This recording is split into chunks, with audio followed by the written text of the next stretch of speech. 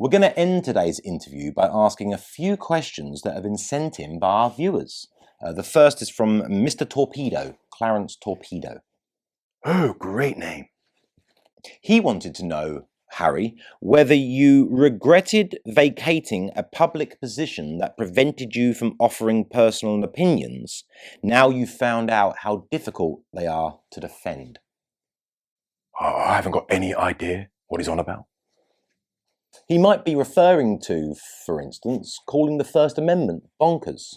When you say that in the cocky and brash manner that you did, you are, well, sort of obliged to provide a deep explanation for your view. Oh, no, I didn't have a deep explanation. Yes, that came across. It's more of an insight. Yeah, it's more of an insight, actually. A capacity to latch on, instinctively to the myriad complexity of wokeism, rendering it a clearer crystal and bending the light more accurately. So it's all clear, illuminated, amazing. It's bonkers. Your answer to Clarence is that you have an inner orb of crystallized clarity that, in its refraction of the light of everyday existence, creates a more accurate portrayal of reality, excusing you from the usual requirements of evidence and explanation. That's beautifully described, actually. But that inner orb of crystallized clarity, it doesn't exist in Harry. What? Little old me? Nah. But in me, me. Harry showed some sensitivity to it, right? Like a recognition of it when he chose me to be his spiritual guide.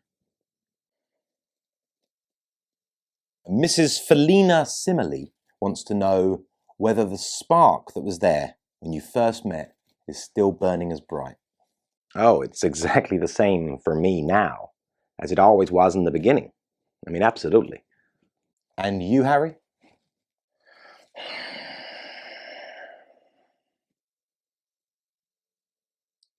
Harry, is the spark still there for you?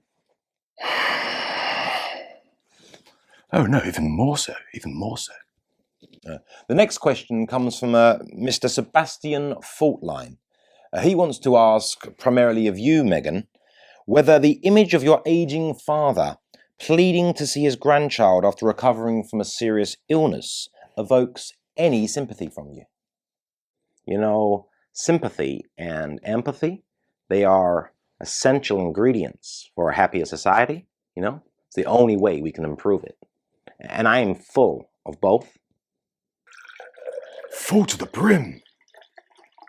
But he's just one man, just one individual. Who's been in the wrong on more than one occasion, thank you. And he is nothing but a, drain on my abundant supply of compassion and kindness. Criminal. Yes, Meghan, but he's still your father. He's made mistakes, granted, but doesn't he deserve some sympathy and forgiveness? He fathered you, brought you up, paid for your education. Although you deny that, he claims he has documents to prove it. Yeah, I don't really want to get into that, It's private. You seem to be pivoting with a staggering inconsistency on what you declare to be private and what you deem essential to rub in the already tired faces of the public. 2 words. Markle's Law. Oh, yes. Look, to answer that question honestly, and with the sincerity I'm known for, of course I feel sympathy for my father.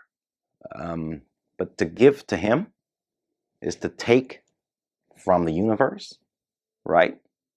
And I think we can all agree that the universe needs me now more than ever.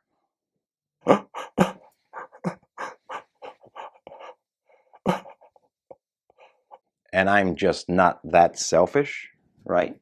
By prioritizing ambiguous global endeavors over localized accountability, you truly are a shining example of wokenomic hypocrisy.